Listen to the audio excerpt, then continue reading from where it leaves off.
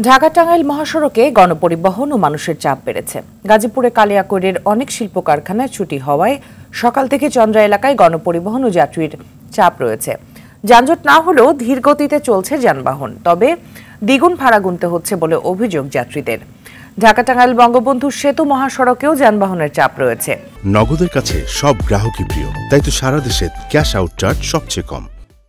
এলেঙ্গা থেকে ঘারিন্দা ওভারপাস পর্যন্ত 5 কিলোমিটার এলাকায় দীর্ঘ সারির সৃষ্টি হয়েছে।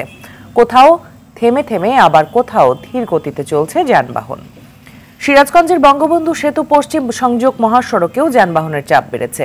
গণপরিবহনের পাশাপাশি ট্রাক, পিকআপ ভ্যান, মোটরসাইকেল সহ ব্যক্তিগত যানবাহনে বাড়ি ফিরছে মানুষ। গাড়ি পাওয়াই যাচ্ছে না আমাদের ওখানকার, তারপরেও অনেক ভাড়া যাচ্ছে, 1500 টাকা ভাড়া। গতবার যা ভাড়া ছিল তার থেকে 3 গুণ ভাড়া বেশি নিতেছে। ঈদের সময় আসলে গাড়ির সংকট যেরকম, ভাড়াও সেরকম ডাবল নেয়। এটা প্রতিটা ঈদে আমরা দেখি। আপনার রাস্তা কোনো গাড়িই নেই, শুধু সিরাজগঞ্জ, বগুড়া, রংপুর এদিকে সব গাড়ি।